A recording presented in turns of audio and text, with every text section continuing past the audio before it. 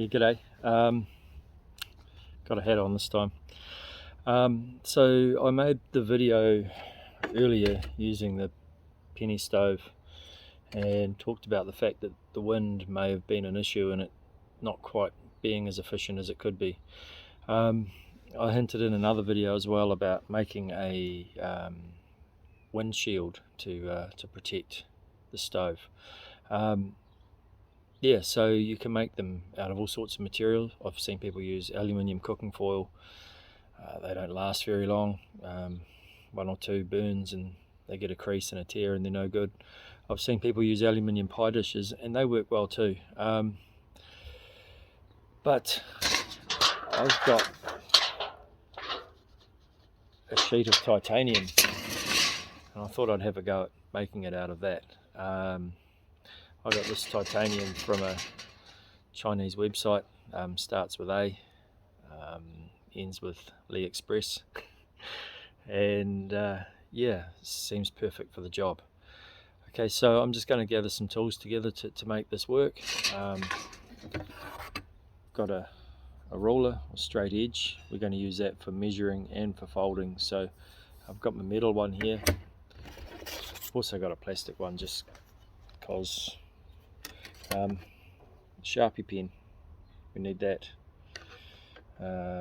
We need your pot stand to work out circumferences and heights, a hole punch and a pair of scissors, which I've forgotten. I'll go get some scissors, you go and get your bits and pieces, and we'll meet again in a minute.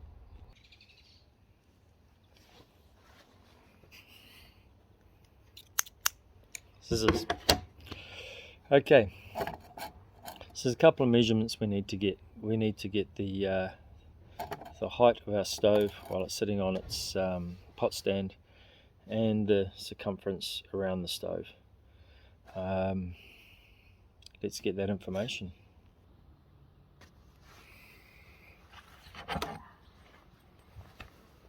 So we want the windshield to come up to at least the height of these holes. I'm going to go up to just below my handles here. That way I can still use the handles to lift the pot off the stand.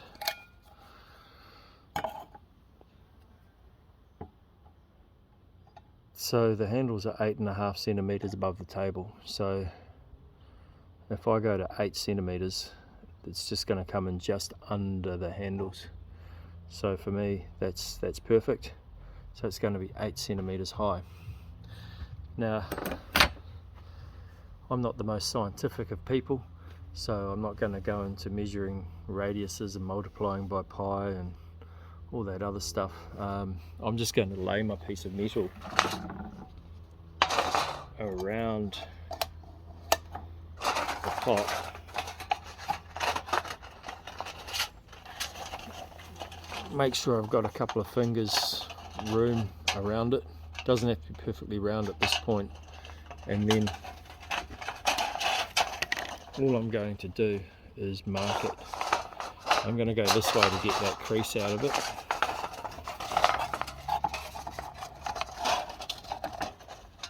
So for me, about there.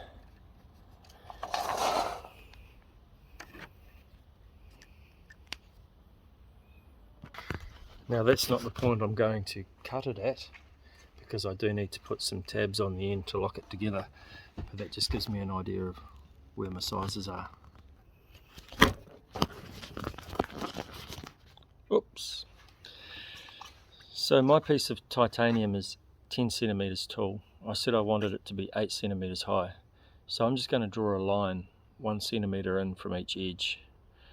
That's going to allow me to have a crease on the top and the bottom to add a bit of rigidity and also take away those sharp metal edges that are likely to cause any potential cuts and things when I'm using it in the field. I'll just measure those up and then I'll show you what it looks like. You don't need to see me using a ruler, you'll know how to do that. Look at that, 2 lines. 1 centimeter in from the top, 1 centimeter in from the bottom. Okay, the next thing I'm going to do is mark in 1 centimetre from one end of the titanium sheet, and then I'm going to take my mark, which I decided was my size of my diameter, add another mark 1 centimetre and then 2 centimetres from that. So what I'm going to have is the ability to fold over the ends to lock them in to create the shape. Okay, so 1 centimetre, actually I'll go 15 millimetres, 1.5 centimetres.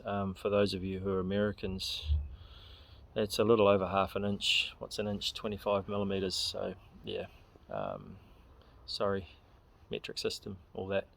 So I'm going to go 15 mils in, and then 15 plus 15 gives me 30. So I'll just mark those up, and when they're done I'll show you what they look like.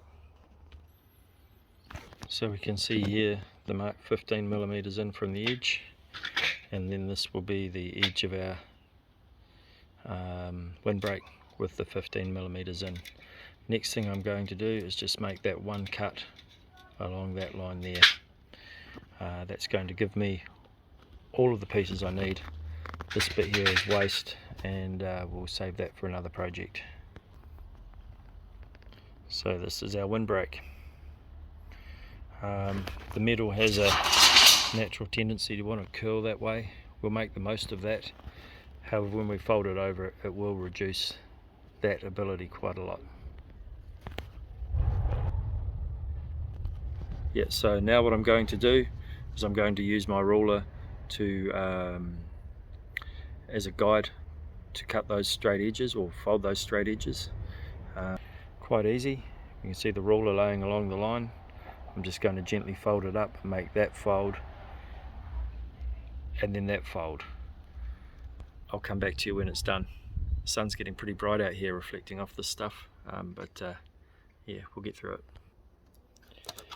The way I find works best for this is just start at one end and just slowly work your way down the piece of sheeting, bending it up to 90 degrees to start with. I'll show you what that looks like right now. So you can see we've used that ruler as a guide for the straight edge, and we have two 90-degree bends, effectively creating a channel. What we're going to do now is fold those two bends over, not creasing them hard, but just folding them over to give the sheet a bit of rigidity and give those ends a bit of durability. Once I've got it all folded, I'm just going to run the edge of my marker pen along the folds to tighten them up, but not make a hard crease, just a nice tidy fold. What I've ended up with is a piece of flat sheeting with a reinforced top and bottom, so it's quite durable. You can still see these marks here. I'll explain what they're for in a moment. What I'm going to do is round one of those edges off, just because that will be the edge that we'll be using as a hook, and so it's not going to be snagging. I'll come back to that towards the end of the build. Sorry whānau, the neighbours started their lawnmower, so I might have to come back to this afternoon once they've finished mowing their lawns. Yeah, can't talk over that, so bear with me, I'll be back soon. Okay team, it appears they've stopped for a bit, so while he was doing that I just did a couple of short steps. I'll show you what I've done. You can see this is the side with the creases on the inside. I've just folded that 15mm tab back, and I've turned it over and done the same on this side with this 15mm tab. The reason being is they will allow us to lock it together to create a circular shape. So I've got my piece here, and all I do, I've got this one here that's folded to the outside, this one here that's folded to the inside. Slide them together, lock them in. We now have a ring that goes around our stove, which gives adequate airspace around the edge of the cook system, and also allows me to get hold of my handles. The last thing we've got to do is punch some air holes in there to allow airflow so that our stove doesn't snuff out or burn sooty. I'm just going to use the hole punch for that, and all I'm going to do is work my way along the bottom here, creating a series of holes, and that will be how it will work. So now we have a whole series of holes running along the bottom of the cook stand. I've left a little area here just to allow a bit of draft stop if needed, but yeah, let's put it together and see what it looks like. And there we have a 600ml beaker or billy sitting on top of a little pot stand inside a windshield, but that windshield folds up and fits inside the billy as well. If you look inside there, you can see the windshield folded up inside the billy. We could put the stove on top. This particular pot stand fits like that, so there's room underneath for a dishcloth or a bandana, that sort of thing for lifting things. Room in there for the stove, a couple of other bits and pieces, tea bags, that sort of thing, all nice and compact. My preheating mat for my stove also fits in there nice and easily. So yeah, there we have it, one really simple windshield. Next video I'll try boiling the water and seeing if there's a difference in time, difference in boiling time, different burn time, see if I need to add some more holes. That's the trial and error part. Like I said, I'm not the most scientific cat, so if you like this, subscribe. If you've got any feedback or advice, feel free to add it, and yeah, have a great day. Bye.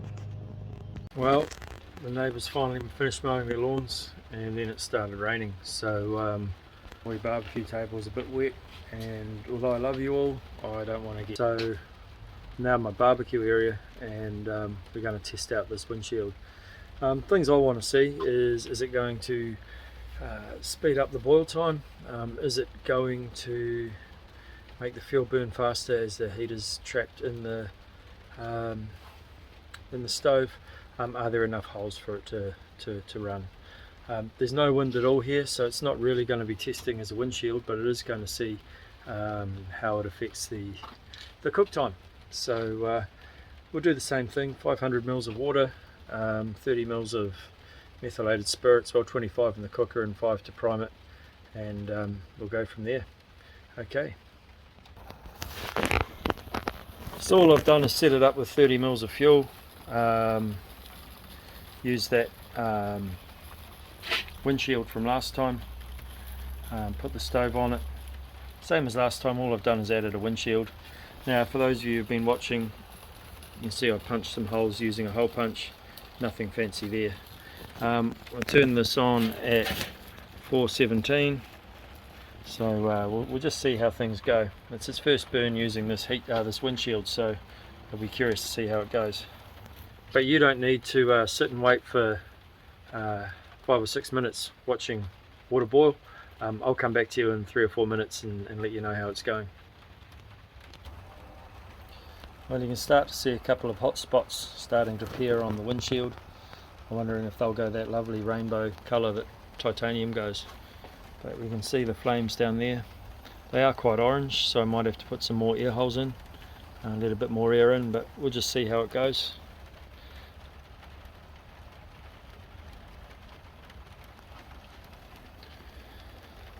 We've been going a little over 2 minutes now. Well, it's been going 5 minutes now.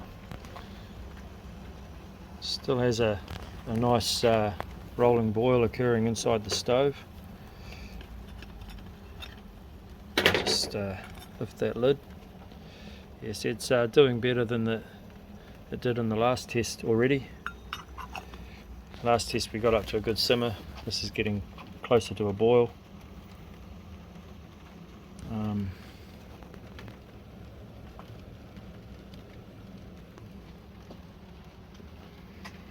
Jets are starting to shrink down, so I think we're getting closer to the end of the burn.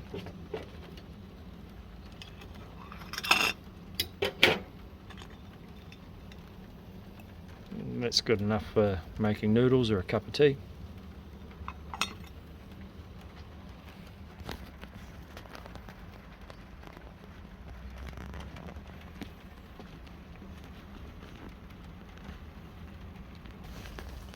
There we are, rolling boil. It's just gone out, just heard it go pop, and 23 past. So there we go, 9 minutes, 500 mils of cold tap water. I don't have a thermometer, but the water out of my tap here is pretty cold. Christchurch is all spring water. So 9 minutes to get that boiling is pretty good. Obviously if it had been in a drink bottle that was at room temperature for any period of time, you know, it would jump up to 19 degrees, 20 degrees, whatever, it would be a faster boil. But yeah, I'm pretty happy with that. This thing appears to have worked all right, and I'll be able to fold it up in a minute, put it back in the stove once I've had a cup of tea. Well, you can see all I did was tip that water straight out. And the nice thing I like about titanium is it's cold straight away. So all I need to do, I can do this one-handed, is just roll it up, place it inside the cup,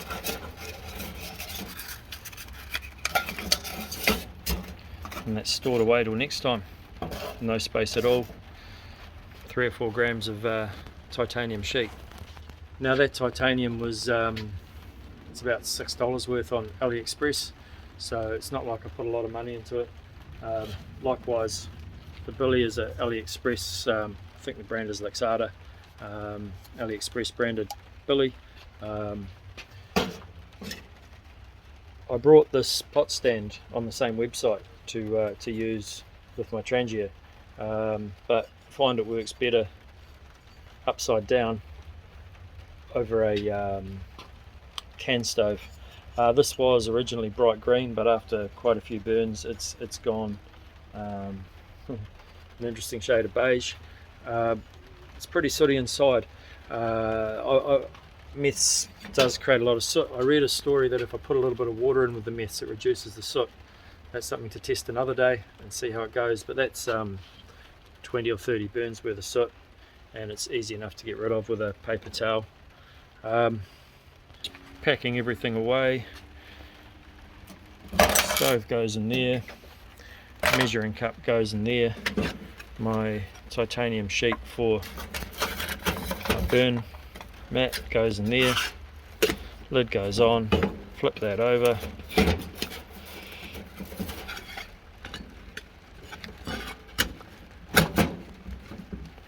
probably need 2 hands for this bit.